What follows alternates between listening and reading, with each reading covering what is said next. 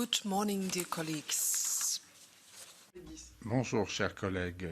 Je suis ravi de vous retrouver. Je vous propose d'entamer nos travaux et, comme à l'accoutumée, cette réunion est diffusée sur Internet. L'interprétation est fournie dans un très grand nombre de langues. S'il n'y a pas de commentaire, l'ordre du jour est adopté. Et s'il n'y a pas d'objection, le procès-verbal est adopté également. Alors, quelques communications de ma part, si vous me le permettez. Suite entre l'échange avec l'Agence européenne des médicaments le 28 mars, vous avez reçu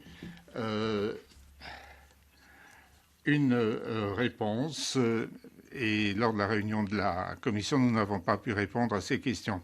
Et l'EMA publiera ces réponses sur son site web. Aujourd'hui, nous examinerons le projet de rapport avec notre rapporteur, Mme Montserrat, et tous les rapporteurs fictifs, suivi d'un échange de vues, suivi d'une réponse de la commission sur le rapport et les amendements. Et nous verrons si d'autres personnes souhaitent prendre la parole. Mais je suis ravi de voir M. Ryan et d'autres membres de la Commission européenne qui pourront nous faire part de leurs commentaires et réactions. Je crois que c'est la première fois et c'est une très bonne chose pour les négociations. Ceci m'amène au rapport. La date limite pour dépôt des amendements était le 29 mars à 11 heures. Et nous avons reçu plus de 3000 amendements. 40% d'entre eux concernent le premier pilier, santé et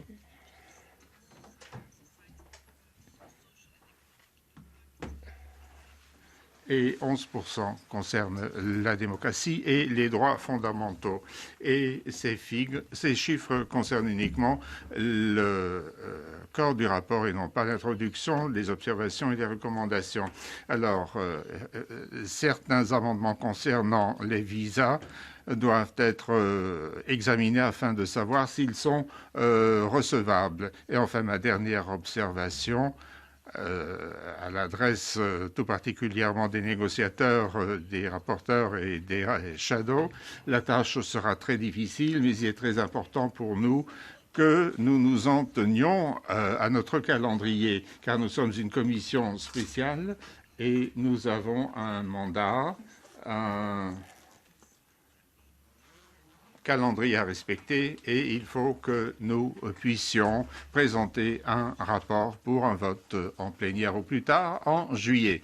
Voilà en gros ce que je souhaitais vous dire et je suis ravi maintenant de donner la parole à notre rapporteur, Madame Montserrat, sur le rapport et plus de 3000 rapporteurs. Merci, Présidente. Je voudrais savoir de combien de temps je dispose.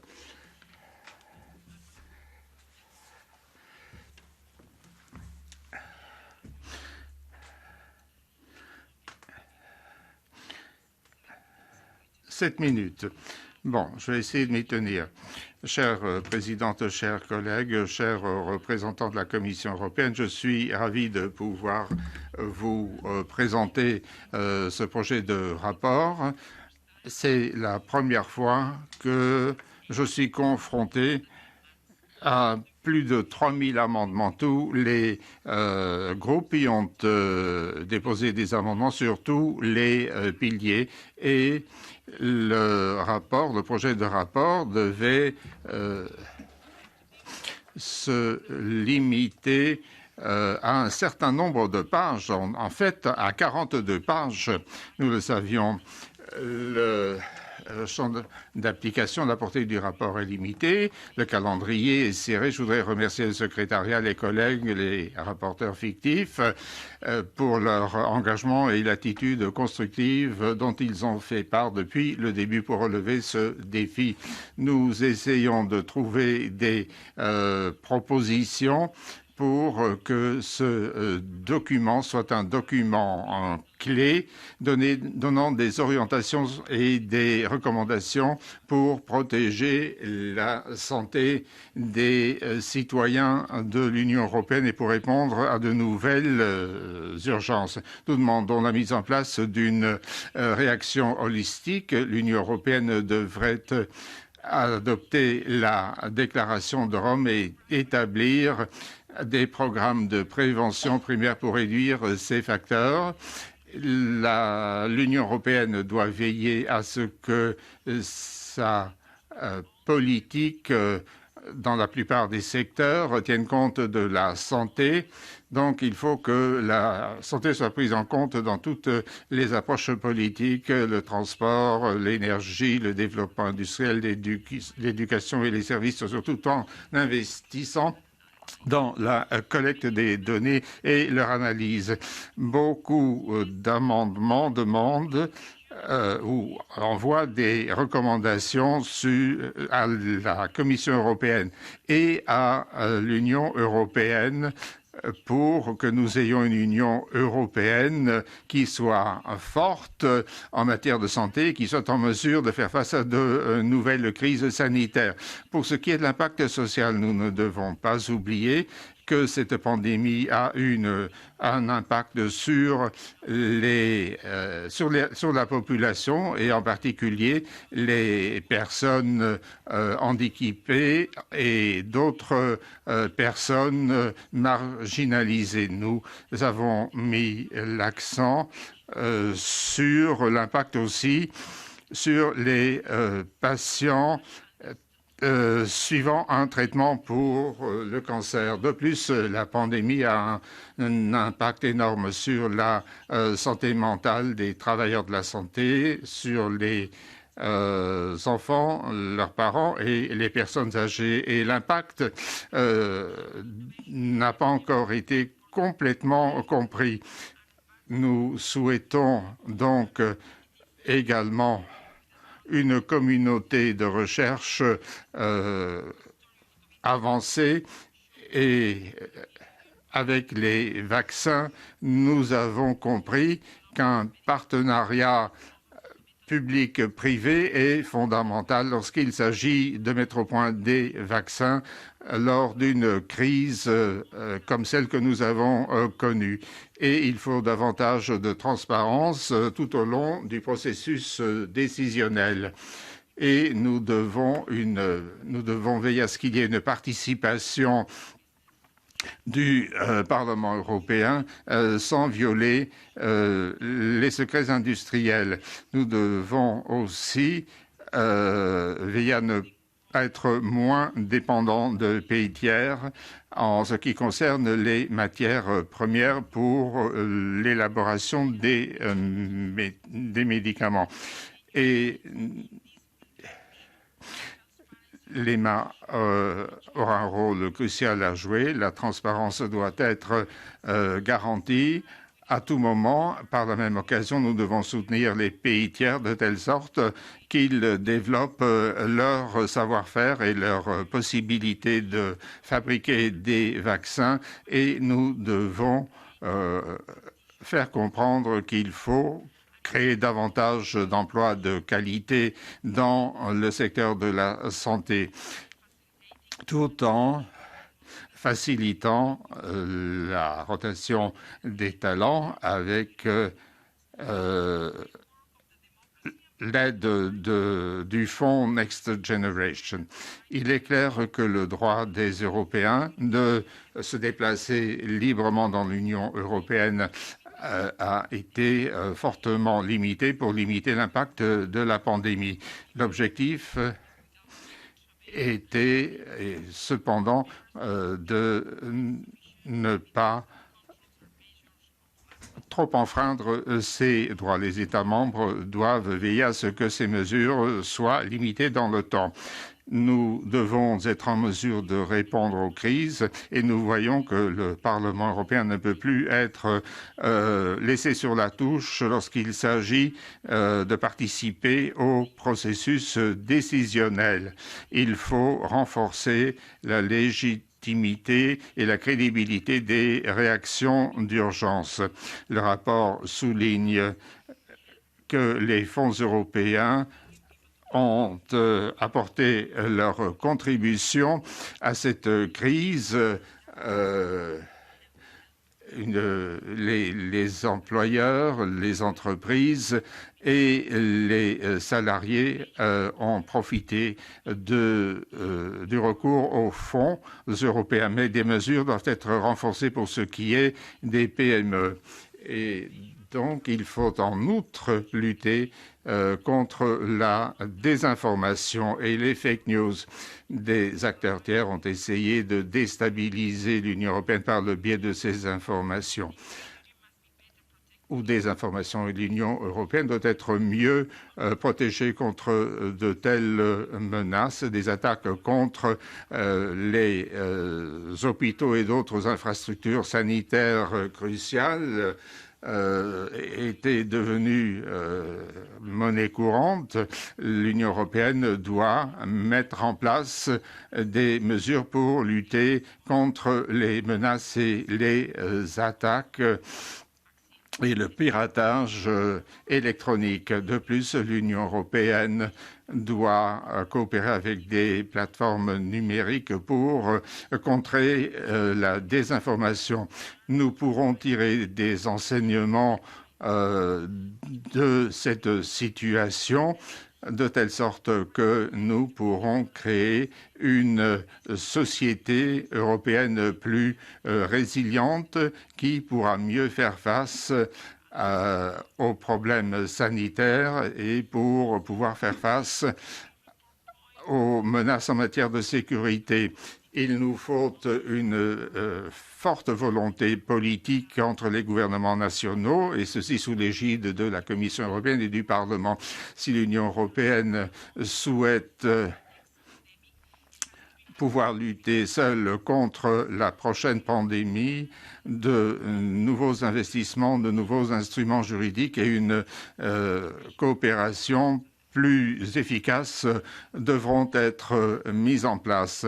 Voilà un résumé en 7 minutes de plus de 3000 amendements. Merci beaucoup. Je suis à votre disposition. Thank you very much. Maybe at the end, Ms. Montserrat, you can also say something. Madame Montserrat, peut-être à la fin, pouvez-vous également présenter un petit peu les différents temps de négociation parce que bien sûr, les rapporteurs fictifs sont conscients, sont au courant, ou je l'espère en tout cas, mais d'autres collègues qui voudraient déposer des amendements voudraient peut-être savoir quel est clairement le calendrier.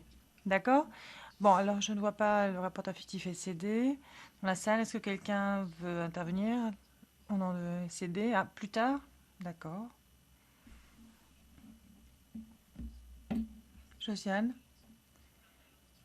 Bien sûr, nous devons encore analyser les amendements une fois qu'ils auront été pleinement traduits. Donc, je ne peux pas réagir pleinement maintenant, mais je dirais que oui, étant donné l'aspect santé mentale ou l'aspect violence conjugale sont des aspects très importants. Ensuite, comment la numérisation a pu contribuer à l'exercice de certains droits fondamentaux comme le droit à l'éducation ou le droit à la santé pourrait également être obtenu d'une manière ou d'une autre. Et donc, c'est la raison pour laquelle j'ai déposé certains amendements où je lançais un appel à un accès à l'Internet comme étant considéré également comme un droit fondamental.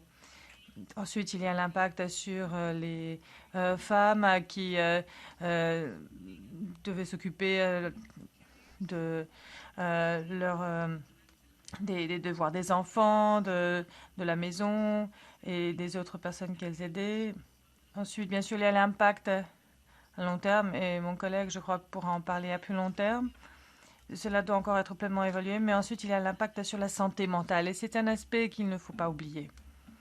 Voilà, en tout cas, quelques brefs commentaires. Et par ailleurs, j'ai hâte que les aspects sociaux soient renforcés dans ce rapport. Merci. Madame Tcleven-Watch, vous voulez intervenir? Merci, Madame la Présidente. Ce sera mon collègue qui va parler au nom de notre rapporteur fictif. Merci, Madame la Présidente. Je vais parler au nom de notre rapporteur pour le groupe Renew, M. Diaz, qui n'a pu être présent aujourd'hui. Comme je l'ai dit à d'autres occasions, je pense que le projet présenté par la rapporteure Montserrat est un bon point de départ. Il couvre les principaux éléments que nous devons aborder dans ce rapport. Nous ne devons pas oublier que ce document doit être un rapport politique sur les leçons apprises et les recommandations pour l'avenir. Avec tous les amendements présentés, 3281, il y a une bonne base pour renforcer le texte. Je tiens à remercier tous les bureaux pour leur contribution. D'une manière générale, nous pensons que de nombreux amendements sont compatibles les uns avec les autres, de sorte que nous estimons qu'il ne devrait pas être difficile de parvenir au consensus nécessaire sur ce rapport. Nous saluons les amendements relatifs au pilier santé, visant à renforcer l'importance du système de santé primaire, ainsi que ceux qui renforcent le suivi des effets secondaires de la vaccination ou des personnes souffrant de Covid persistant, entre autres priorités. Concernant le chapitre sur la démocratie et les droits fondamentaux et celui sur l'impact socio-économique, il est indispensable que les citoyens européens soient au centre. Nous devons refléter leur comportement honorable pendant la pandémie. Il faut en outre reconnaître que de nombreux États ont déformé l'état de droit au point d'adopter des mesures qui n'avaient rien à voir avec la santé des citoyens. Dans ce contexte, par exemple, il est important de réfléchir au rôle joué par le certificat numérique Covid de l'Union européenne, une idée très positive mais qui a été utilisée de manière inappropriée. Ou encore le cas des fonds de relance Next Generation, une étape fondamentale dans la réponse de l'Union européenne dont la mise en œuvre se heurte encore aujourd'hui à des problèmes au niveau national. En ce qui concerne le pilier Union européenne et monde, nous saluons les amendements qui soulignent les résultats positifs de la coopération en matière de santé et d'innovation avec d'autres régions telles que l'Afrique ou les États-Unis et qui appellent la Commission et les États membres à soutenir financièrement l'augmentation de la production locale et régionale de vaccins dans les pays à faible et moyen revenus. Enfin, sur des questions plus procédurales, nous pensons que parmi les 3281 amendements déposés, il y a suffisamment de place pour parvenir à des accords. Et j'appelle toutes les parties à faciliter les négociations. Définissons les priorités internes de nos partis et consacrons plus de temps à ces questions pendant les négociations. Je vous remercie. Merci beaucoup. For the Greens, okay. Pour les Verts, It would be helpful if Secretariat. ce serait utile si le secrétariat pouvait indiquer qui remplace les rapporteurs fictifs. Merci. Oui, merci Madame la Présidente. Moi, je remplace effectivement aujourd'hui Tilimet, qui n'a pas pu être là et qui s'en excuse et qui souhaitait vous faire part de son point de vue donc sur ce rapport. Alors, je lis son travail. Chère Madame la rapporteure, encore une fois, merci pour votre travail et sans tarder, j'aborderai les points précis et cruciaux pour notre groupe. Le premier point concerne les recommandations sur la prévention des zoonoses.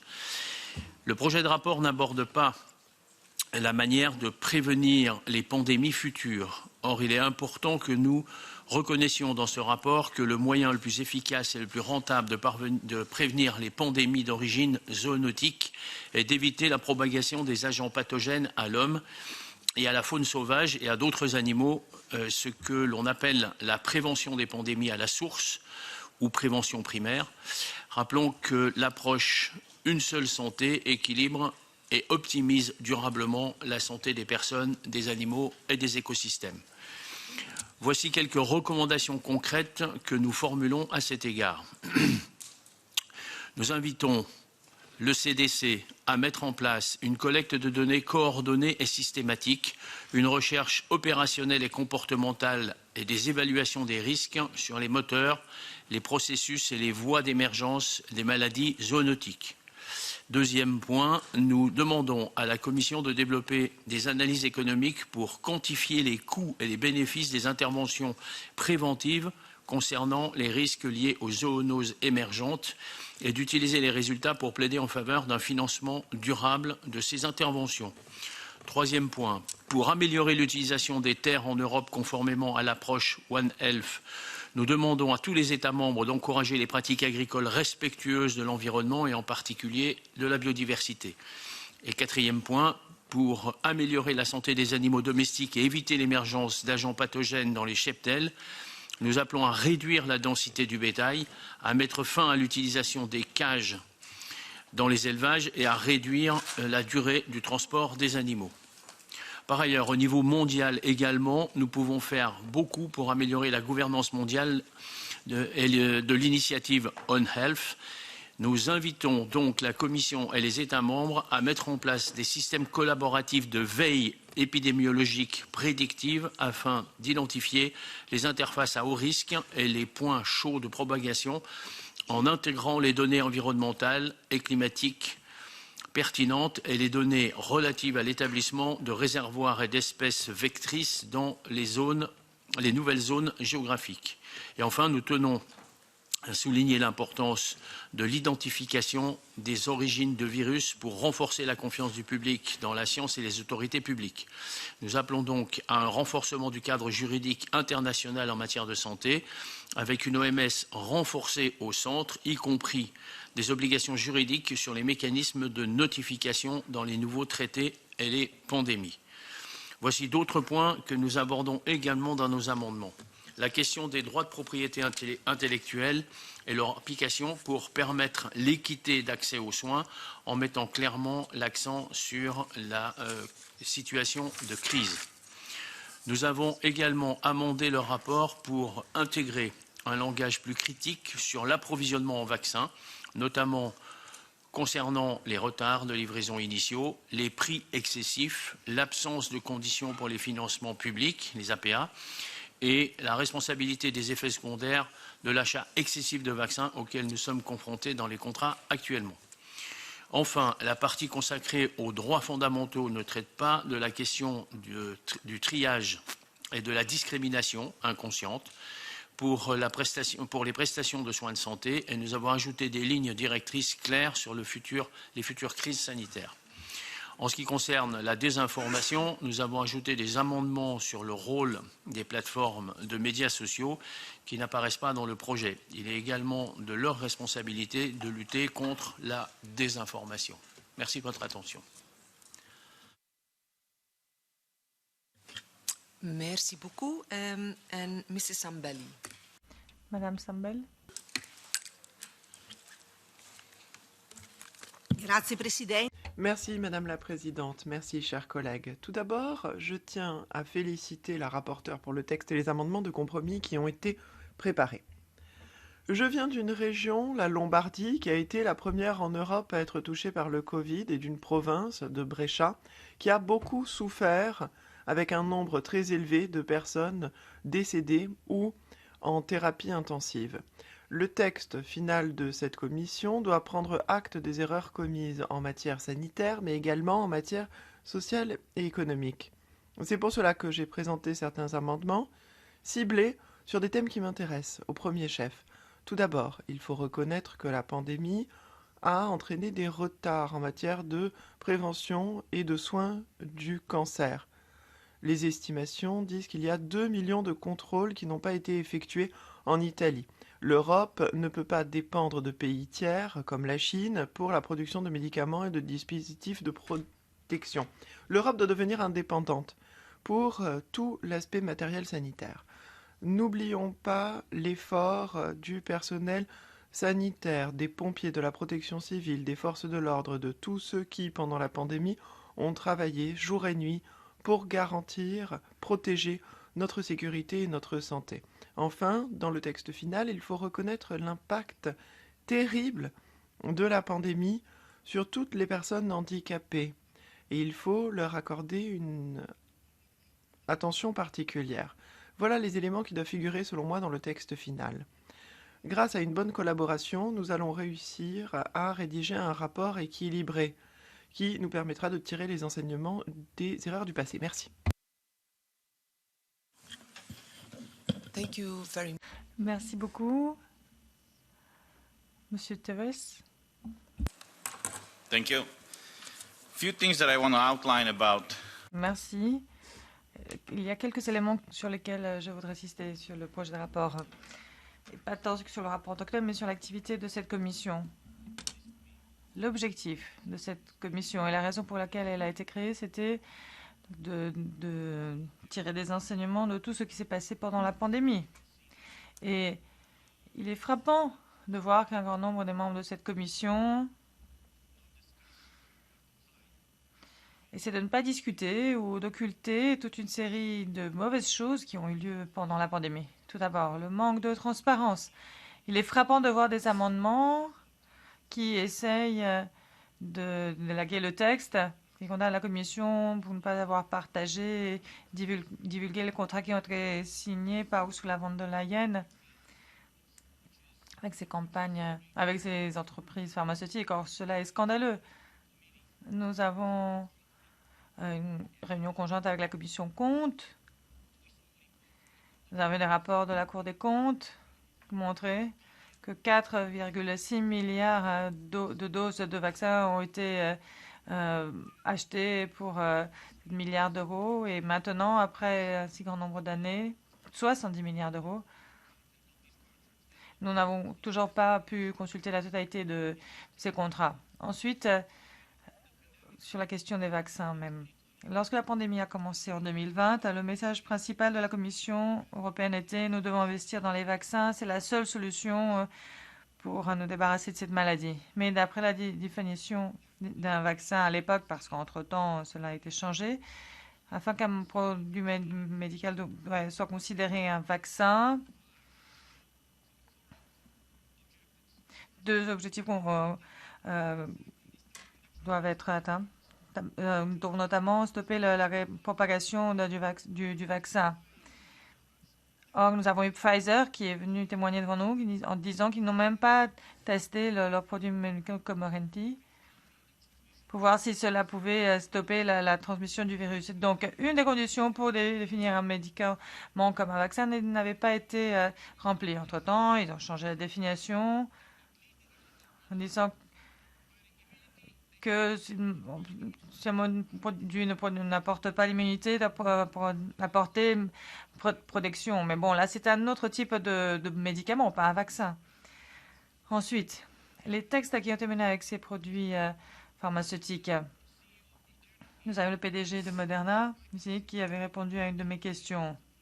Comment ont-ils pu présenter les tests à l'EMA, les tests de vaccins qui ont été menés depuis 2016, lorsque nous avons appris que cette maladie est apparue, donc de 2016 jusqu'en décembre 2019. Il n'a pas pu répondre. Ensuite, il y a un rapport récent qui a été publié par le sénateur Marshall du Sénat américain. Et d'après les données qui ont été présentées en novembre 2019, le gouvernement chinois était déjà en train de tester différents types de vaccins contre le Covid.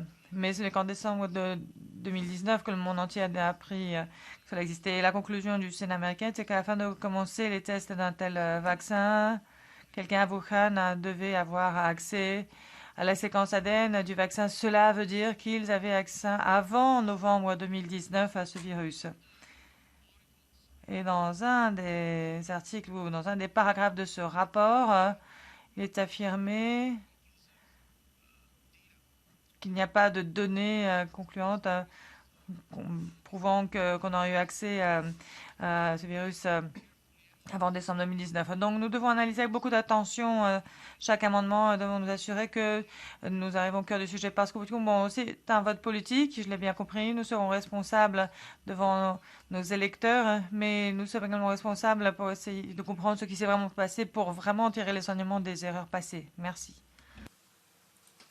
Thank you very much. Merci. Madame Filtermeyer. Et alors, en tant que coordinatrice pour le groupe Renew, j'ai pris connaissance des 3281 amendements sur le rapport de notre collègue. Et je voudrais saluer ici l'extraordinaire travail de mon bureau et des conseillers du groupe pour me permettre de pouvoir en parler.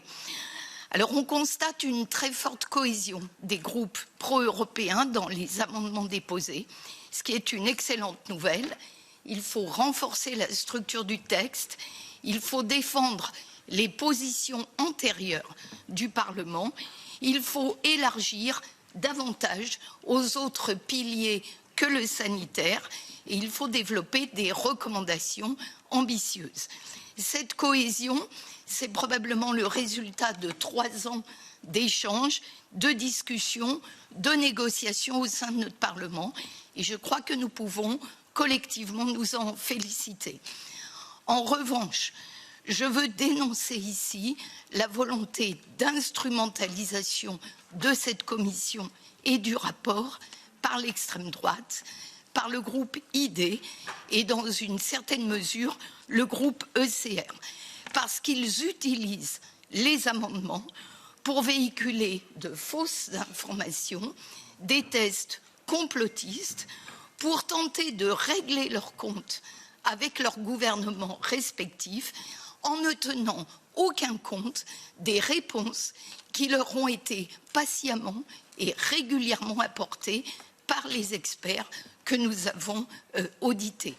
Oui, l'Union européenne et les États membres doivent tirer les leçons de la crise, notamment en matière de transparence et de respect des droits fondamentaux, mais non, ce rapport ne doit pas devenir une caisse de résonance pour des fausses informations que des mouvances politiques diffusent sur les réseaux sociaux.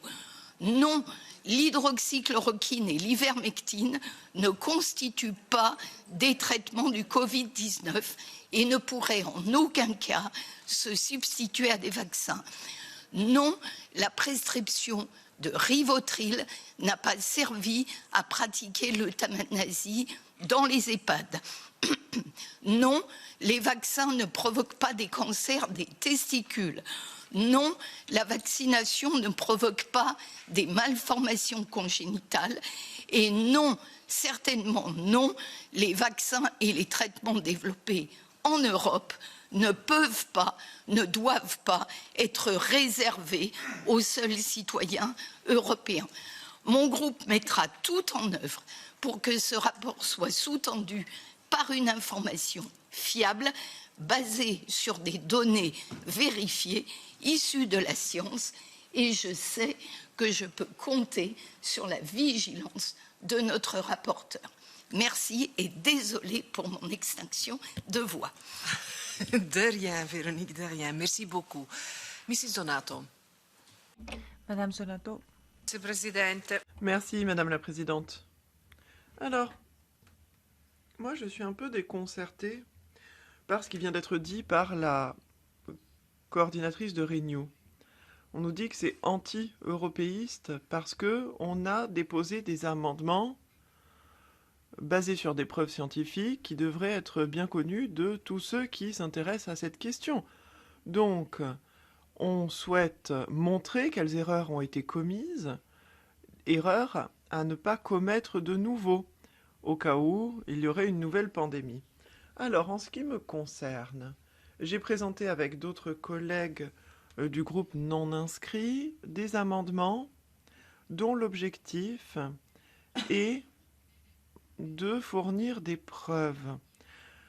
Souvent, on parle d'impact de la pandémie, mais en réalité, souvent, c'est l'impact négatif des mesures adoptées pour lutter contre la pandémie. Et là, je veux parler de l'impact sur l'économie, sur les droits humains, à savoir que certaines personnes ne pouvaient plus rentrer chez eux, sortir dans la rue.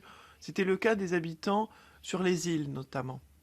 Donc, je pense qu'il faut faire le distinguo entre les répercussions du virus et les répercussions des mesures prises par les pays membres et l'Union européenne. Parce que, dans certains endroits, ces mesures n'ont pas entraîné de décès importants, mais ont permis de maintenir la stabilité économique. Dans ce rapport, ce que je n'ai pas remarqué, c'est, et c'est pour ça qu'il y a beaucoup d'amendements dans ce sens, les infractions dues à l'adoption des certificats Covid, le Green Pass. Ce certificat était fondé sur de fausses preuves scientifiques, à savoir, on disait que le vaccin devait nous protéger contre la propagation du virus, devait nous assurer que nous n'étions pas contagieux, on obligeait ceux qui n'étaient pas vaccinés à devoir se soumettre à des tests PCR, on les privait de leurs droits civils, de leurs droits civiques. C'était un précédent dans notre histoire. Donc, dans notre commission, grâce à l'intervention, à la déclaration des laboratoires, on a pu montrer que il n'y avait pas cette certitude de non-propagation, de non-contagion. Et donc, c'est un instrument discriminatoire et ne pas le reconnaître dans ce rapport, ce serait une grossière erreur de la part de notre commission parce que nous devons faire la vérité. Et puis quelqu'un l'a dit avant moi, je pense, il faudrait également accorder suffisamment de place aux effets secondaires des vaccins. Et là aussi, je trouve bien dommage que la collègue parle encore de fake news, alors qu'il s'agit de preuves de l'agence EMA, de l'agence américaine également. Il y a des milliers, des millions de signalements d'effets secondaires, dont des effets secondaires gravissimes, en grand nombre. Et parfois, cela a entraîné le décès des personnes vaccinées. Donc on ne peut pas continuer à nier cette réalité qui a été documentée par des autopsies et certaines procédures. Donc, sinon, cela signifie qu'on va fournir un rapport aux citoyens européens qui va minimiser les problèmes graves de gestion de la crise Covid. J'espère que l'absence de transparence que nous avons dû endurer de la part de la Commission, d'un grand nombre de gouvernements, des agences de réglementation, que cette absence de transparence sera un sujet sur lequel nous pourrons discuter, nous pourrons intervenir, parce que j'espère que nous sommes tous d'accord sur ce point, au moins. Davantage de transparence, c'est un prérequis pour une véritable démocratie. Merci. Grazie. Merci. Madame Anderson. Vielen Dank. Also in diesem Merci. Je voudrais quand même mettre en garde les collègues. Il ne faut pas penser que ce rapport va définitivement faire le point sur l'efficacité ou non et sur les effets secondaires des vaccins. Mais ces injections n'ont pas véritablement posé de problèmes extrêmement graves. Nous avions 3,4 milliards d'euros et si ce rapport ne dit pas que la base qui a disparu, la base commerciale, à savoir la livraison de vaccins messagers RNA, eh bien, si on ne met pas l'accent sur cela, il faut le dire, et sinon nous aurons gaspillé 3,4 milliards d'euros. Et il faut reconnaître les syndromes post-vaccin en raison de ces vaccins à messager RNA. Beaucoup de campagnes se sont fondées sur des données fausses en ce qui concerne ce nouveau type de vaccin. Monsieur Terès l'a d'ailleurs dit, le représentant de Pfizer a concédé, a admis que tous les tests n'avaient pas pu être faits avant l'utilisation de ces vaccins. Donc, je le regrette, mais le rapport ne le dit pas. Il y a eu beaucoup de mesures de censure sur les réseaux sociaux. S'il y avait eu une discussion entre les scientifiques, nous n'aurions peut-être pas commis beaucoup d'erreurs que nous avions commises. Et ce sont des erreurs que nous avons reconnu, par exemple, la fermeture des écoles. Et si on n'est pas d'accord avec le courant principal, eh bien, l'on fait preuve de discrimination. Il y a eu des fake news, il y a eu de la désinformation, de fausses informations qui ont été diffusées par la Commission européenne, par les États membres et les gouvernements. Il faut que admettre, selon certains, que 20 millions de vies ont été sauvées. Mais pour terminer, comme souvent dans ce rapport, il n'est pas recommandé de créer une commission d'enquête en vertu de l'article 208 pour pouvoir entendre, par exemple, Madame von der Leyen, afin qu'elle nous dise comment les achats de vaccins ont été négociés. Il faudrait que nous ayons des réponses à toutes ces questions pour pouvoir rendre des comptes à nos électeurs, à nos collègues de Renew. Je voudrais quand même dire que nous n'instrumentalisons pas du tout ce rapport, c'est vous qui le faites, parce que vous souhaitez dédouaner l'industrie pharmaceutique et la Commission européenne. Moi, je suis ici pour défendre les citoyens. Je défends les intérêts des citoyens. Et malheureusement, vous avez clairement fait comprendre quels intérêts vous défendez-vous. Monsieur Lucas. Vielen Dank, Frau Vorsitzende. Also eigentlich ist es nicht der Platz, glaube ich, heute hier, wenn wir das erste Mal nach der Sichtung von den über 3000 Amendments sozusagen über einen neuen Schlagabtausch sprechen. Aber weil das jetzt hier zur Sprache kommt, muss ich Frau Trilli. Eh bien, chers collègues, je voudrais souligner que l'agenda politique, c'est une chose, mais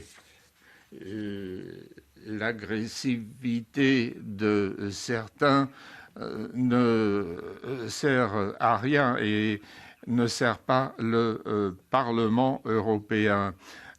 Certaines choses sont tout à fait claires dans les déclarations des uns et des autres. Et ce que Montserrat nous a dit est très important, à savoir qu'il y a une vaste palette de thèmes, et nous l'avons vu au cours des 12 derniers mois. C'est un thème extrêmement vaste. Dès que l'on ouvre une porte, il y en a 3 autres qui se sont ouvertes. Et vous avez parlé du fait que ce rapport doit être limité à 42 pages. C'est un peu dommage parce que c'est une question extrêmement grave et beaucoup de questions doivent être abordées dans le cadre de ce rapport. J'ai déposé des amendements et notamment sur le Covid long de la part de la Commission et de beaucoup d'experts scientifiques. Nous avons appris que nous sommes entrés dans une ère des pandémies. Les scientifiques savent qu'il y aura de nouvelles pandémies. Et les enseignements des 12 derniers mois doivent aussi nous inciter à mettre en place une stratégie pour les syndromes post-Covid. Étant donné que nous entrons, selon les scientifiques, dans une ère des pandémies, il faut que nous mettions au point de bonnes stratégies, des stratégies efficaces pour lutter contre le long Covid, contre les effets secondaires et 17 millions ont été dégagés pour les régions européennes. Nous avons aussi des chiffres de l'OMS et des États-Unis, des données en ce qui concerne l'effet de la pandémie sur le marché du travail. Donc, pour l'avenir de nos citoyens, il faut absolument tenir compte de ces aspects et les reprendre dans le rapport. Merci. Merci. Monsieur Terech, vous souhaitez reprendre la parole? Oui. Oui, parce que la coordinatrice Renew a dit des choses horribles sur le groupe ECR et nos amendements. Elle a dit que lorsque nous avons déposé ces amendements, nous avons joué un petit jeu politique. C'est faux. Ce sont les groupes pro-européens qui jouent ce petit jeu, parce que si vous regardez les amendements ECR, ID, NI, nous en tenons aux faits, des faits publics. Des faits qui ont été révélés par les experts qui ont pris la parole ici, par les représentants de la Commission européenne, de l'EMA, des labos. Certains disent on ne peut pas mettre du rouge à lèvres à un chien et un chat et en faire un être humain. Non, ce sera toujours un chien ou un chat. Donc on ne peut pas dire ah voilà, on a été merveilleux, on a fait un travail magnifique. Non, cela en 2024, les gens se rendront aux urnes pour élire les nouveaux députés. Quand ils regarderont le travail que nous avons mené, vous pensez qu'ils pourront avoir confiance en nous, en l'Union européenne, encore? Début 2020, l'OMS avait dit le Covid n'était pas transmissible entre êtres humains. Et puis ensuite, l'OMS a changé d'avis. On dit ah ben finalement si. Et puis ensuite, on a dit ah, on déclare la pandémie mondiale. Alors pourquoi est-ce qu'on fait confiance à ces gens? Le problème, c'est que on ne permet même pas le débat sur ces questions importantes, à chaque fois qu'on présente les faits. Et je vais vous répondre, parce que moi, je ne vous ai pas interrompu. Alors, respectez mon avis. Peu importe comment vous allez voter sur nos amendements, mais j'aimerais vous préciser une chose. Toute l'Europe va regarder la manière dont vous votez, parce que vous avez une responsabilité, pas juste entre vous. Nous, on n'est personne, hein. Mais on a reçu ce mandat des électeurs, du peuple. Nous sommes là pour le peuple. Tout ce dont on parle, c'est comment défendre, comment protéger la Commission européenne. Vous n'avez que ça à la bouche. Mais vous ne parlez pas de défendre les droits des citoyens européens.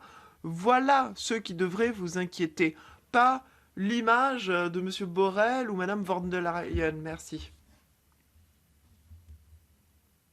Monsieur Terès, à chaque fois que vous dites qu'on n'a pas eu la possibilité de parler en profondeur, que vous n'avez pas eu le temps de parler, je pense que vous avez un temps de parole plus important que tout autre membre de cette commission. Alors que vous venez d'un petit groupe et vous ne pouvez pas dire que vous n'avez pas eu le droit de vous exprimer. Ce n'est pas parce que vous n'aimez pas l'avis des experts que vous devez à chaque fois soulever cette critique, comme quoi on ne donnerait pas la parole à ceux qui souhaitent s'exprimer. Pour l'EMA, vous avez envoyé des questions par écrit, vous avez reçu des réponses. Et puis, deuxièmement, tout parti au Parlement représente le peuple. Je ne vois pas de différence. Nous sommes tous élus directement par les citoyens, le peuple. Et au final, Madame Montserrat, les rapporteurs fictifs, produiront un rapport qui, je l'espère, bénéficiera du soutien d'une grande majorité et reprendra les conclusions des auditions et des rapports. C'est ainsi que fonctionne cette commission. Très bien. Alors, Montserrat, est-ce que vous voulez tout d'abord que je donne la parole à la commission et ensuite à vous? D'accord, je vous redonnerai la parole pour conclure. Et ainsi, nous aurons un aperçu complet. Monsieur Rhein, pour la commission, je ne sais pas qui d'autre de votre équipe, je vous laisse vous organiser entre vous. Parce que nous l'avons dit. Parfois, nous nous concentrons sur un volet.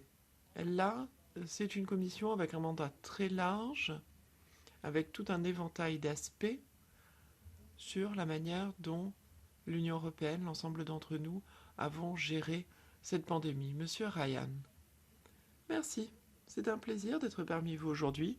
Le Parlement européen est un acteur fondamental en vue d'analyser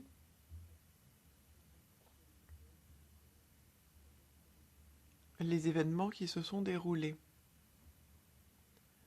pour pouvoir mieux préparer des systèmes de santé adaptés à l'avenir. C'est un des objectifs communs de toutes les personnes présentes aujourd'hui, à savoir nous préparer au mieux en cas d'une nouvelle pandémie.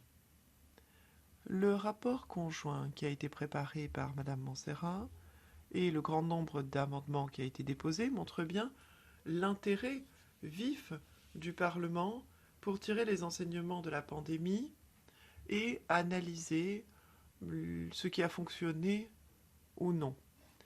Le rapport couvre différents domaines: inégalité sociale, économie, démocratie, aspect démocratique en lien avec le droit des citoyens et droits fondamentaux, mais également le volet international.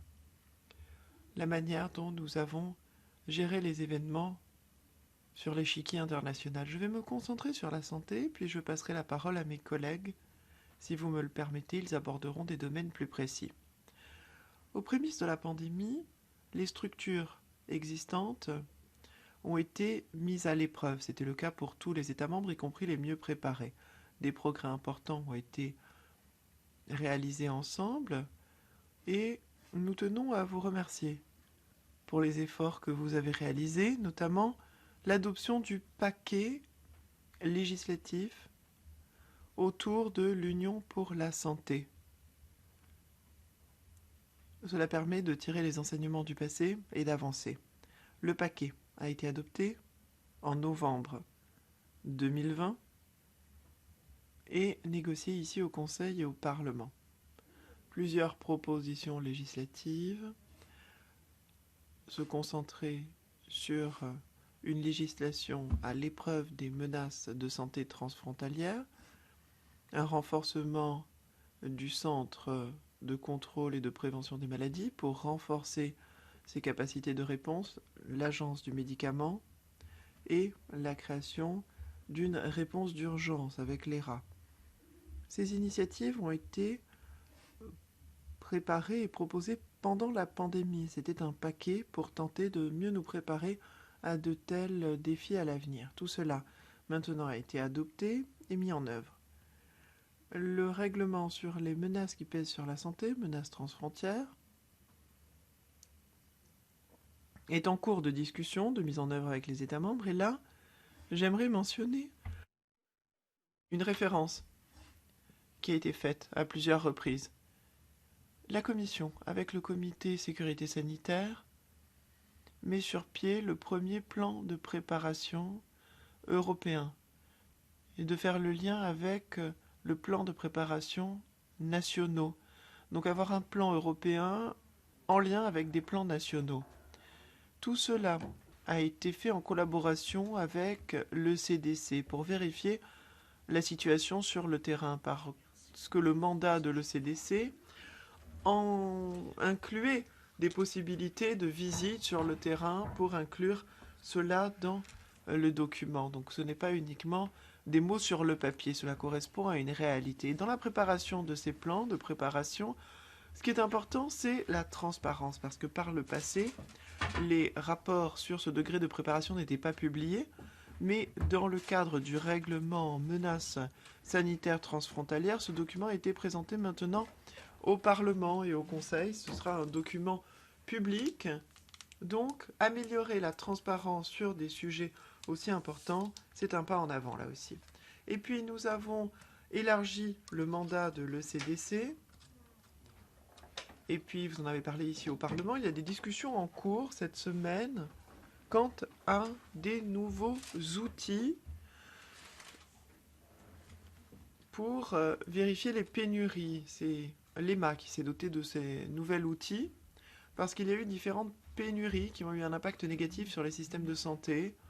L'idée via le renforcement du mandat et de permettre à l'agence de prévoir ces pénuries et renforcer la chaîne d'approvisionnement. Et puis, nous avons tiré des enseignements des erreurs passées qui ont découlé sur des modifications législatives que je viens de vous présenter. Il y a également un niveau de financement sans précédent qui accompagne ces modifications juridiques.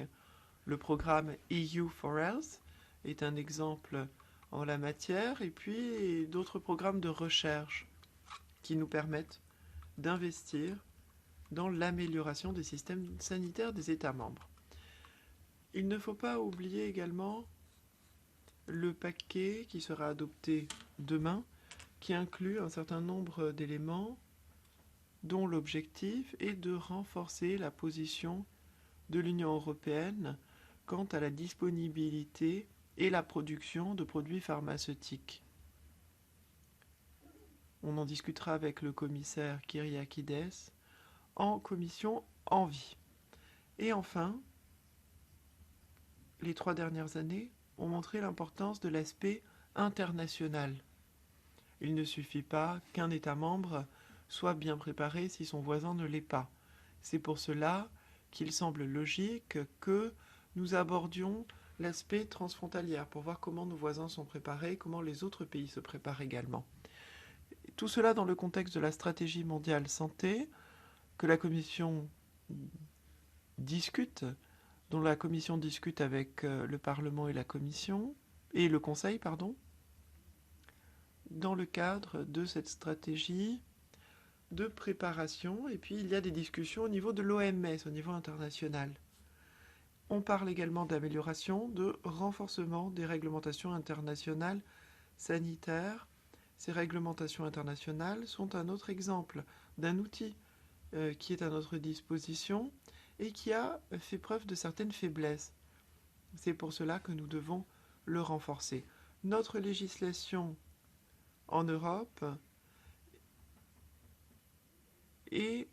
prend exemple sur la réglementation internationale de l'OMS. Donc il n'y a pas de grande différence entre ce qui est fait sur la surveillance, les alertes au niveau de l'OMS et au niveau national, européen, pardon. Donc il y a une proposition juridique également sur l'espace de données santé. C'est discuté au Parlement et au Conseil, et tout cela permettrait d'accélérer la surveillance des maladies transmissibles, d'autres indicateurs de santé. C'est l'un des problèmes que nous avons rencontrés pendant la pandémie. Nous n'avions pas d'accès en temps réel à des données validées pour prendre des décisions. Si nous n'avons pas de données fiables, alors généralement nous adoptons une approche plus prudente. Avoir des données, cela permet de renforcer la communication entre le niveau local et le niveau central. Donc, il faut améliorer la transmission de données. La désinformation, ça s'est revenu à plusieurs reprises dans vos interventions. Nous avons un code de conduite renforcé sur la désinformation qui a été signé en 2022, qui rassemble différents acteurs avec des engagements volontaires pour lutter contre la désinformation. Nous avons adopté des mesures supplémentaires sur la cybersécurité récemment, avec la loi cybersécurité, accompagnée de financement, et une académie pour renforcer les compétences de lutte contre les cybermenaces. Il y a également les lois DSA et DMA, dont l'objectif est de créer un espace numérique plus sûr pour les citoyens, les utilisateurs et les entreprises. Les zoonoses ont été mentionnées là aussi à plusieurs reprises, et là peut-être que je devrais vous dire que le règlement menaces sanitaires transfrontières se penche sur la question, sur toutes sortes de maladies, quelle que soit leur origine. Et nous savons que beaucoup de maladies transmissibles actuelles et de demain seront en lien avec des zoonoses. C'est pour cela qu'il est important que nos systèmes de surveillance soient reliés. Et l'une des réussites de ce règlement menaces sanitaires transfrontalières, c'est de promouvoir le lien entre les différents système d'alerte zoonose animale, qui sera relié au système pour les maladies humaines. Idem pour les menaces environnementales, qui pourraient peser sur la sécurité de l'eau, ou encore les menaces chimiques. Tout cela sera relié, si bien que les ministères auront un meilleur aperçu des menaces qui pèsent sur leur pays. Idem pour le système de surveillance. Le renforcement est en cours d'étude.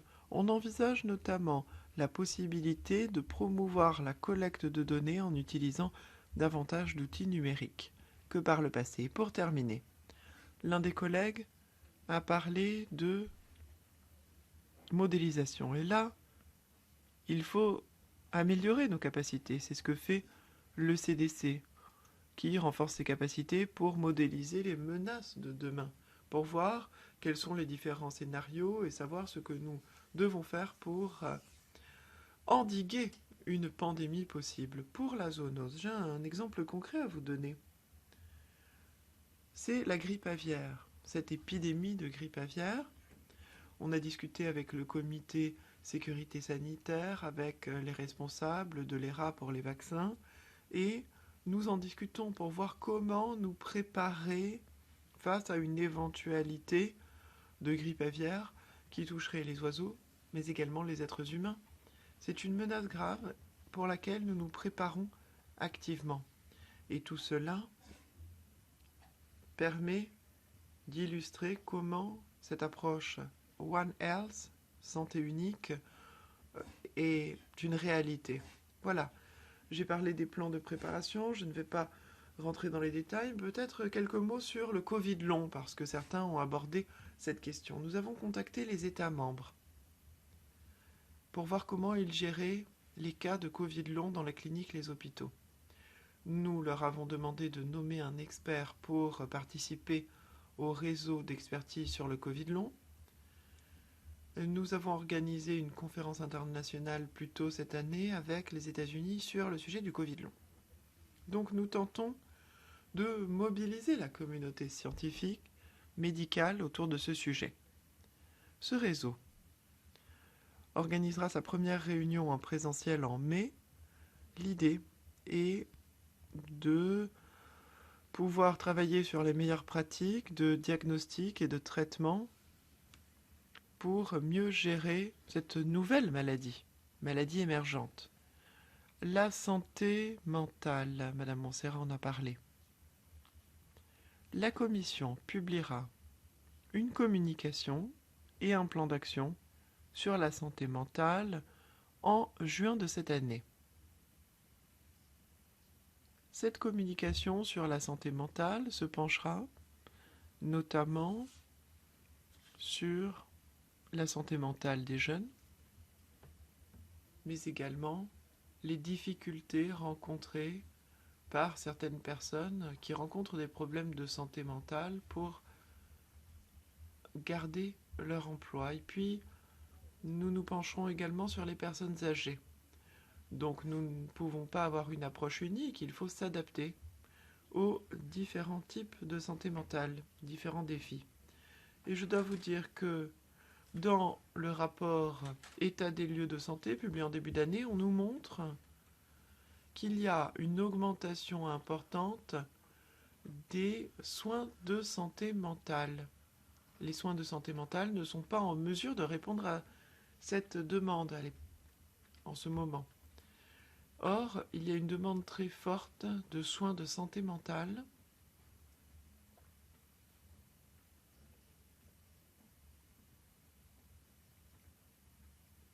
Et les nouveaux modes de travail, notamment le télétravail, après le Covid, modifient le comportement des gens. Donc c'est sur cela que nous allons nous pencher dans la communication, le rapport publié sur la santé mentale en juin.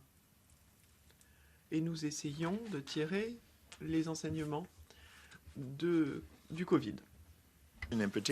Je voudrais mentionner la pharmacovigilance, car il y a un certain nombre de références à la sécurité. Eh bien, depuis le début de la pandémie, 1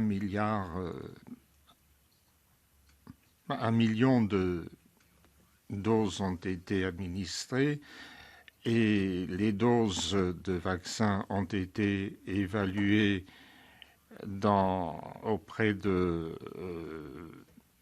personnes qui se sont portées volontaires pour tester ces vaccins. La sécurité des vaccins contre le Covid continue d'être évaluée et les effets secondaires sont mineurs et de courte durée. Des problèmes de sécurité sont très rares. Très peu de personnes dans l'Union européenne en ont été la victime et les États membres ont mis au point des stratégies pour lutter contre ces effets. Les vaccins ont sauvé de très nombreuses vies. Apparemment, 20 millions de vies ont pu être sauvées grâce à ces vaccins. Et le système de l'Agence européenne des médicaments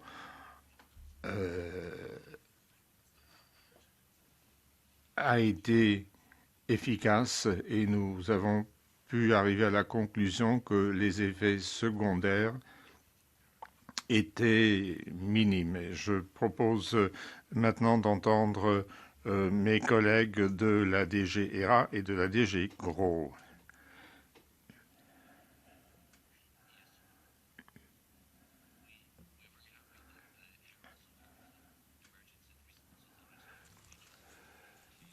Nous sommes ravis de constater que dans ce projet de rapport, l'accent a été mis sur le rôle joué par l'ERA et nous sommes d'accord avec le Parlement européen pour dire que la création de l'ERA a permis à l'Union européenne d'être mieux préparée et de mieux réagir aux futures menaces sanitaires transfrontalières. Avec l'ERA,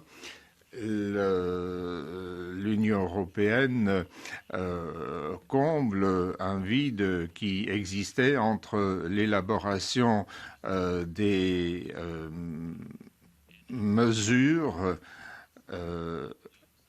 qui existaient et celles qu'il fallait mettre en place pour lutter contre des pandémies.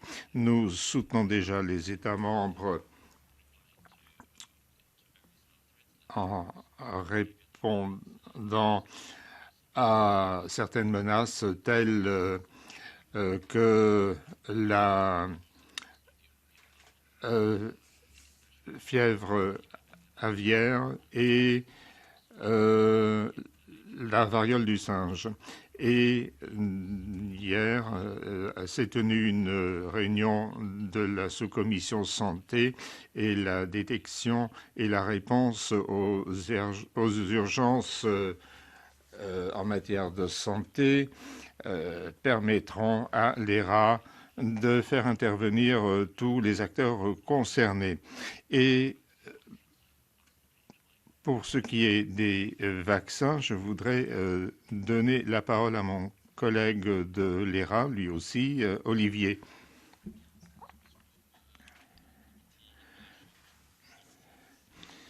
En ce qui concerne l'achat des vaccins, la recommandation qui a été faite sera suivie de très près, car c'est un sujet qui reste d'actualité.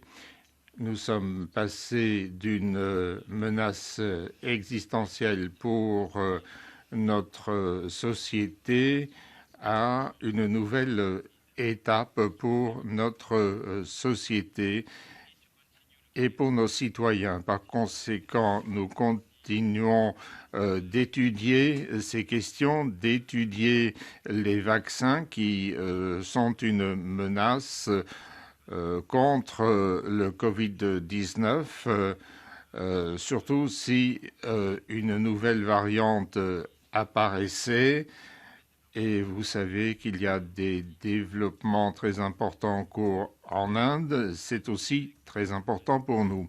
Dans ce contexte, nous continuons à œuvrer de concert avec les États membres et les sociétés pharmaceutiques pour garantir la fourniture des vaccins et pour qu'il y ait une meilleure adéquation entre la demande et l'offre.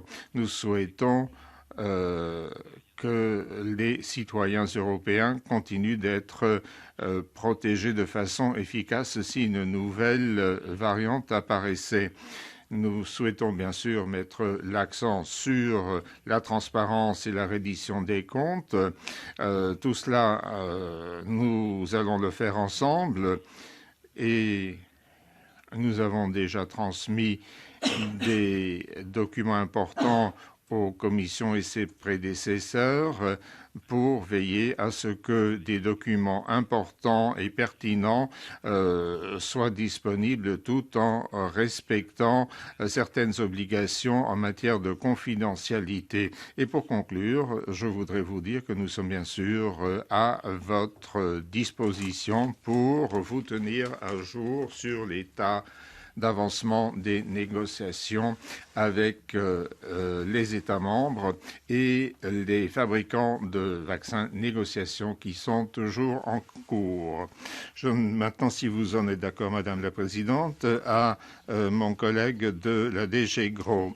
Pour ce qui est de l'autonomie stratégique et pour ce qui est de la chaîne d'approvisionnement, nous nous félicitons de ce rapport. Les objectifs sont très importants. Il faut tenir compte du contexte et des spécificités des produits pharmaceutiques.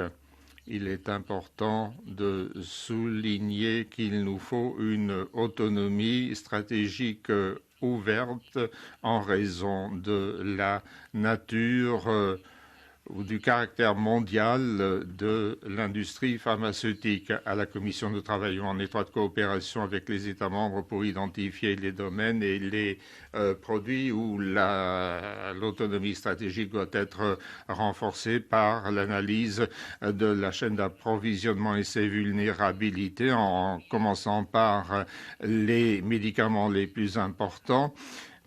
Avec ERA, un nouveau réseau sera mis en place en matière de fabrication des vaccins et des médicaments et nous souhaitons, avec les États membres, mettre au point des stratégies pour garantir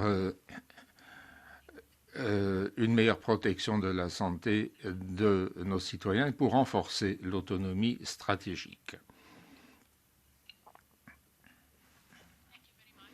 Merci beaucoup.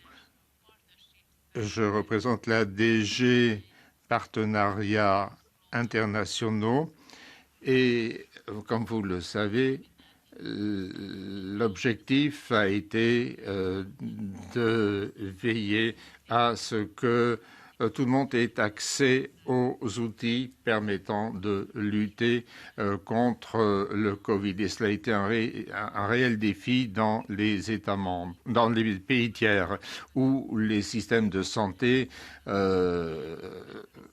sont beaucoup plus fragiles que les nôtres. Nous avons renforcé notre engagement à soutenir le programme de l'OMS en la matière et le fonds de la Banque mondiale a obtenu le soutien de l'Union européenne. C'est un fonds qui soutient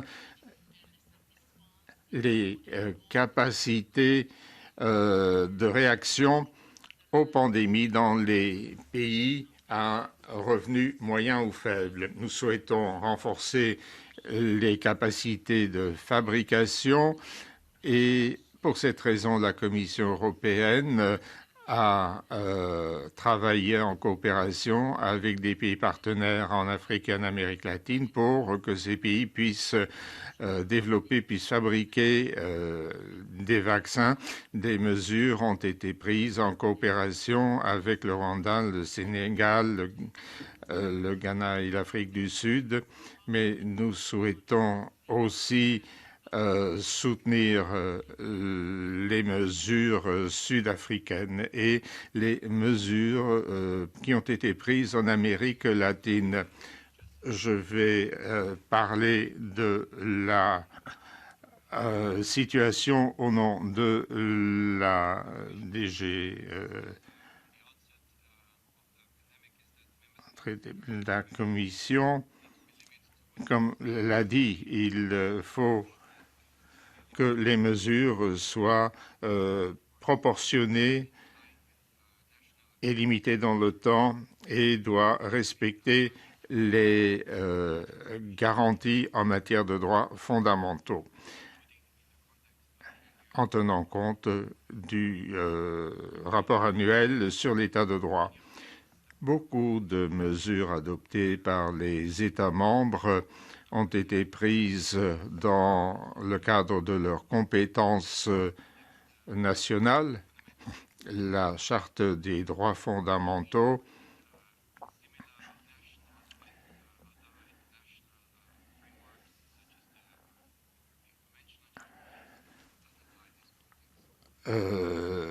n'empêche pas l'application d'autres instruments internationaux comme la Convention européenne des droits de l'homme. Alors, la liberté de circulation qui est très importante pour nos citoyens. Et avec le Parlement et le Conseil, des instruments ont été mis en place pour garantir ce droit aux citoyens européens et pour permettre au secteur des transports de pouvoir fonctionner à l'été 2022. Cette période est maintenant derrière nous.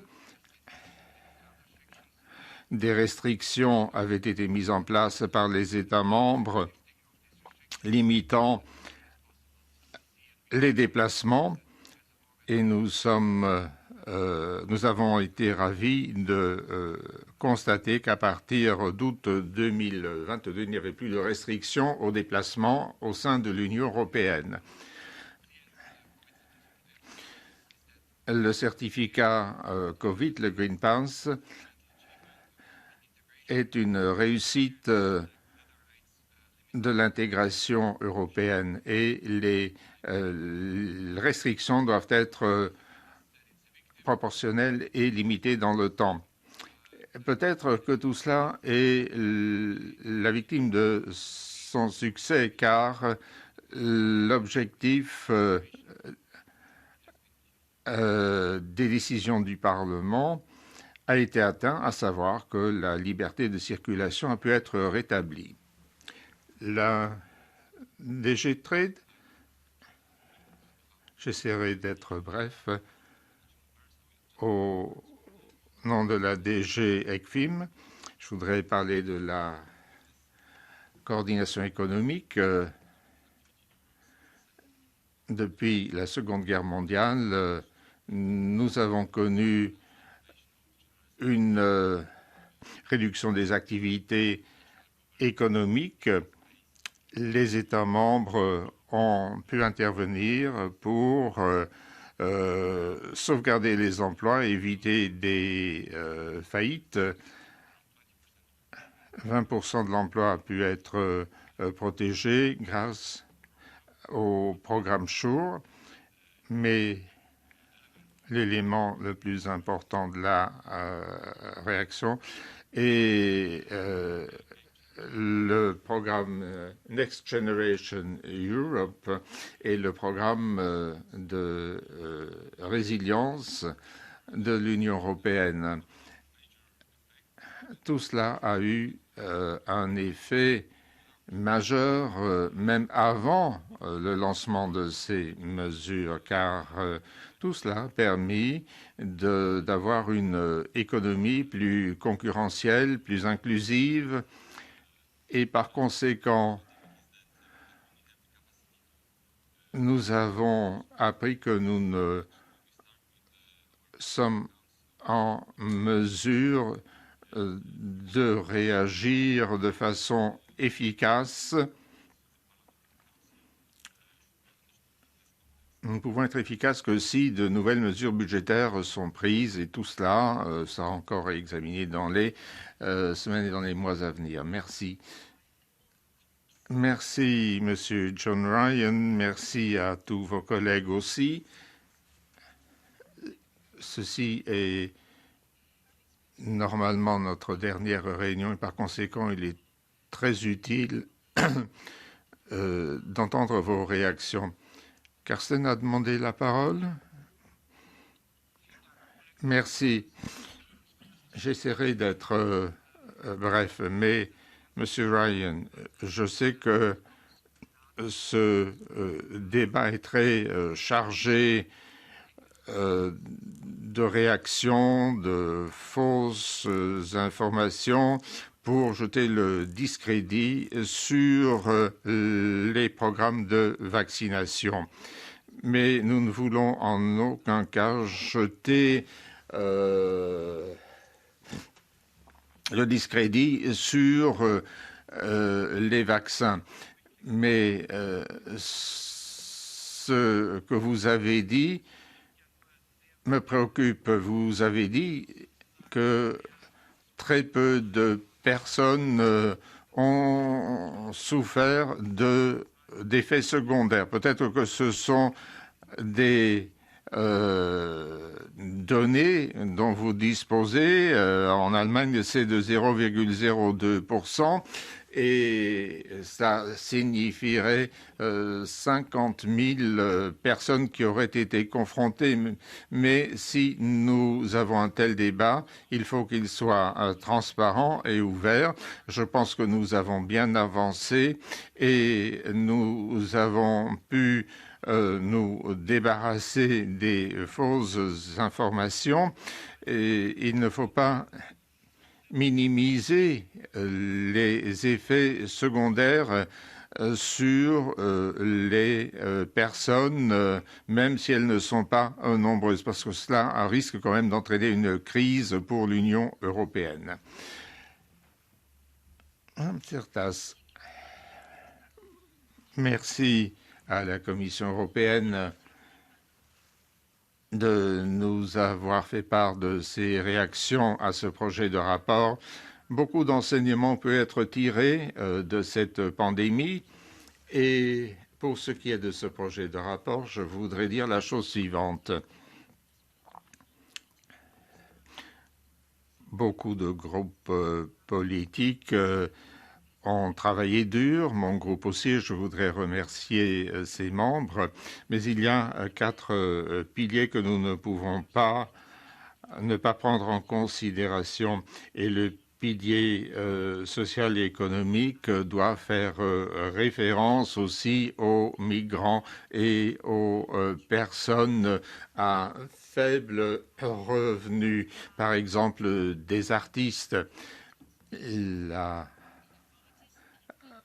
pandémie a créé encore plus d'inégalités au sein de notre société. Plus ces inégalités s'accroissent, plus cela a un impact sur la santé de nos citoyens. Nous avons pu nous rendre en Afrique du Sud et il y a quand même certains problèmes qui n'ont pas pu être résolus. Mais pour ce qui est du pilier démocratie, je voudrais souligner l'importance de la communication scientifique et davantage de communication de la Commission européenne au Parlement européen aurait été une bonne chose. Les autorités nationales doivent aussi fonder leurs recommandations sur des données scientifiques Et finalement, pour ce qui est de la surveillance démocratique et des droits fondamentaux, mon groupe et d'autres groupes souhaitent quand même souligner qu'il y a eu un manque de transparence en ce qui concerne l'achat des vaccins, par exemple, et des groupes extrémistes ne suivent pas ces données scientifiques et font surtout du populisme en se fondant sur une désinformation. Merci beaucoup. La parole est à notre rapporteur. Merci beaucoup. Merci à tous les membres et aux représentants de la Commission européenne. Merci pour vos réponses. Merci pour vos observations aussi. Je voudrais dire que notre commission n'est pas une commission d'enquête. Nous représentons certes les citoyens, mais nous ne sommes pas une commission d'enquête. Pratiquement tout le monde a commis des erreurs parce que nous avons été confrontés à une situation sans précédent. 20 millions de personnes ont été sauvées grâce au vaccin. Et comme la Commission européenne l'a dit, il y a eu plus d'avantages que d'inconvénients liés à ces vaccins. Alors, nous souhaitons, dans le rapport, nous fonder sur les faits et les preuves. Et le rapport est le reflet d'une donnée scientifique et nous tiendrons compte de nouvelles mesures. Et dans le rapport, nous soutenons que le certificat Covid a été fondamental pour limiter la pandémie, mais certains États membres sont peut-être allés trop loin. Nous demandons à la Commission européenne de mieux contrôler les mesures prises par les États membres. Il faut que ces mesures soient justifiées. Et il faut aussi garder un œil sur la durée de ces limites.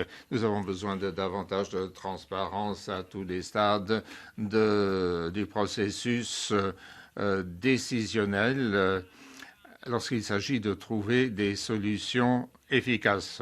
Pour répondre au groupe SED, notre collègue qui est parti a posé une question sur la santé mentale. Il est question dans le rapport du Covid long et des effets sur la santé mentale.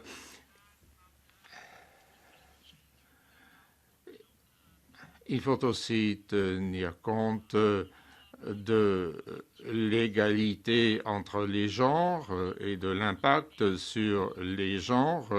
Nous reprenons tous les amendements dans ce contexte. Le groupe des Verts parlait de One Health et du rôle de l'ECDC. Grâce aux amendements, nous allons encore renforcer les problèmes de santé mentale et nous allons aussi souligner le rôle de l'ECDC. Certains groupes ont parlé de davantage de transparence et de préparation au risque de pandémie. Je peux dire que nous disposons d'une majorité qualifiée pour les 4 piliers par le biais des amendements. Et bien sûr, nous devons veiller à défendre la position du Parlement. De plus, il faut que nos recommandations soient ambitieuses.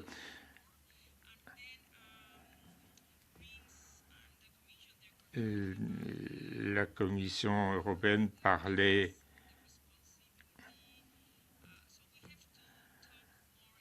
de responsabilité. Dans ce projet de rapport, il faudra davantage mettre l'accent sur la pharmacovigilance. Nous allons reprendre tout cela dans le rapport.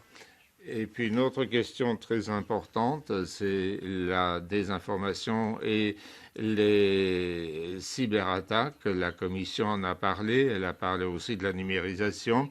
Et puis un autre point que je souhaiterais soulever avant la fin de notre réunion, enfin je voudrais poser une question à la Commission sur les négociations en cours avec certaines sociétés pharmaceutiques.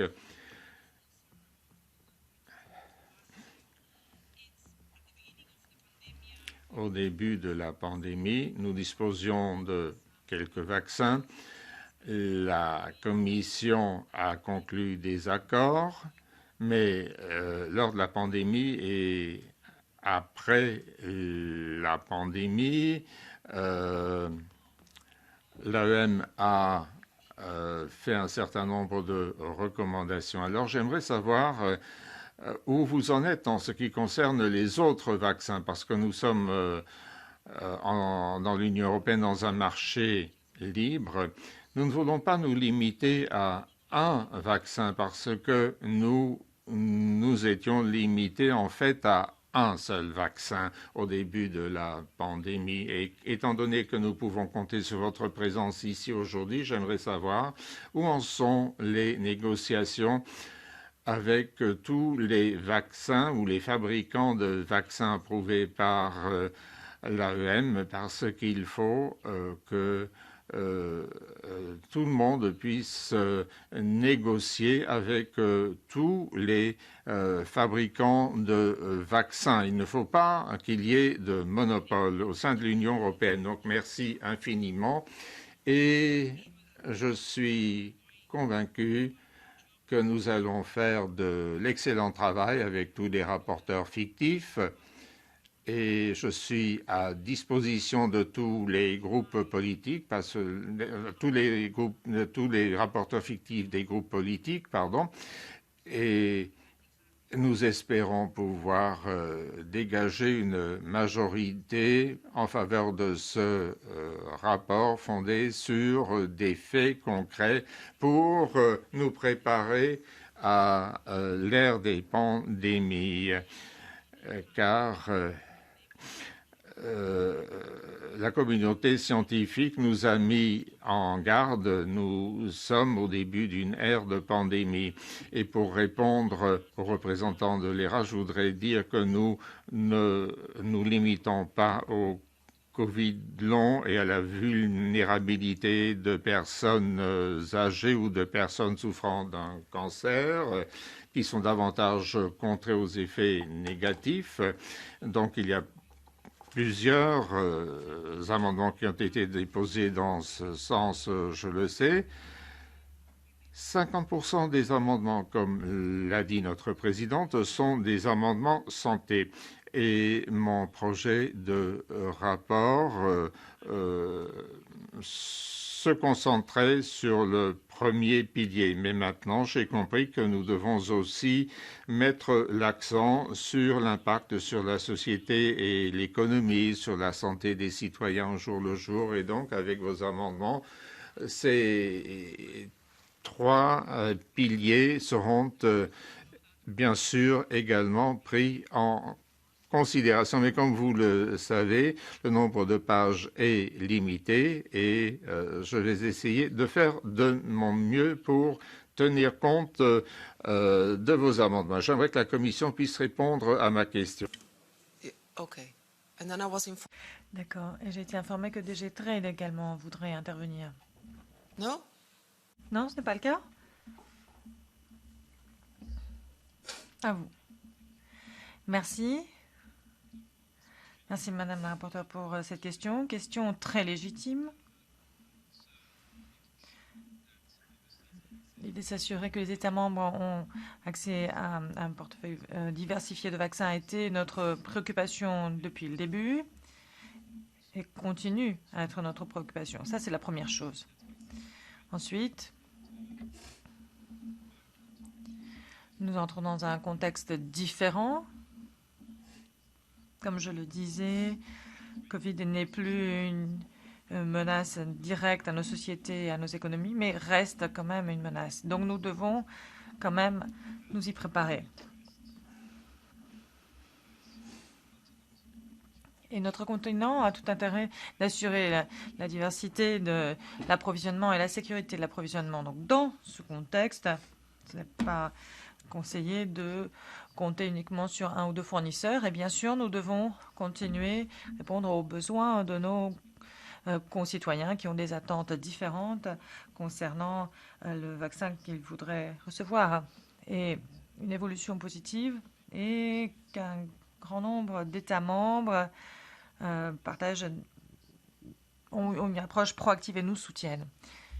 Autre chose, dans ce contexte nouveau, nous pensons que tant que cette menace existentielle ne va pas ressurgir, et nous espérons que ce ne sera pas le cas, nous ne sommes plus dans une situation dans laquelle 27 États membres sont en mesure d'avancer ensemble et d'avoir les mêmes besoins et le même sentiment d'urgence. C'est la raison pour laquelle les marchés publics, opposition à d'autres types d'achats, est un outil qui, pour nous, le moyen d'avoir la souplesse nécessaire, puisque cela donne la liberté aux États membres de donner à la Commission un mandat pour avoir accès ou non à ces vaccins. Et nous pensons que c'est l'outil le plus adapté à la situation actuelle. C'est la raison pour laquelle, dans les mois à venir, nous aurons une discussion avec les États membres afin de définir les besoins. Nous avons déjà testé les marchés publics concernant un vaccin, le vaccin Hipra. Donc ce contrat cadre est déjà en place. Les États membres peuvent déjà l'utiliser. Et maintenant que le vaccin est autorisé par l'EMA, clairement, ils ont la possibilité de passer commande. Mais en coopération avec les États membres, nous avons l'intention de mettre en place des contrats cadres supplémentaires afin de nous assurer que nous veillons à la diversité des portefeuilles, sécurité d'approvisionnement et que nous maintenons un secteur dynamique de la production de vaccins contre le Covid en Europe. Merci. Oui. Je voulais juste vous informer qu'à 11 h, nous avons une réunion des coordinateurs où vous êtes également invités pour avoir des feedbacks sur la renégociation du contrat Pfizer. Donc, cela pourra contribuer aux réponses à vos questions. Cher collègue Montserrat, oui, juste encore une question. Est-ce que vous pensez que la renégociation avec Pfizer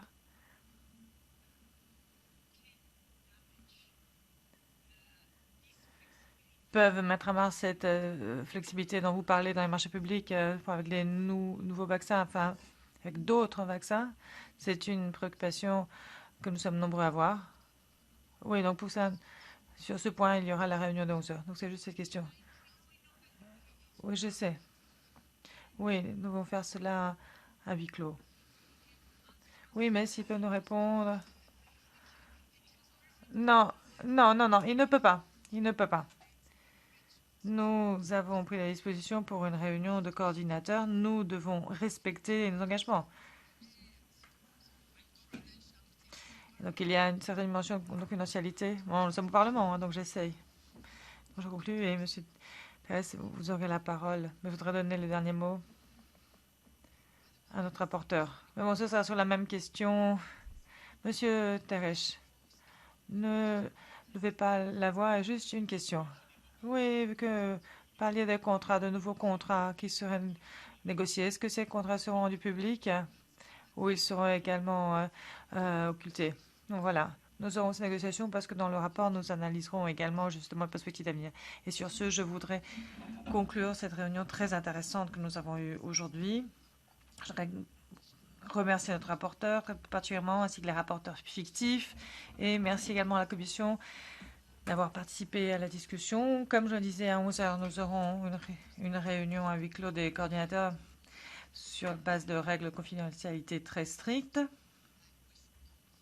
Pour le reste, donc je souhaite à chacun d'entre nous beaucoup d'énergie pour les semaines à venir, pour les négociations et surtout bien sûr à notre rapporteur. Et normalement, donc, nous nous retrouvons pour le vote à Strasbourg. Premier vote en réunion de commission le 12 juin. Merci à vous tous.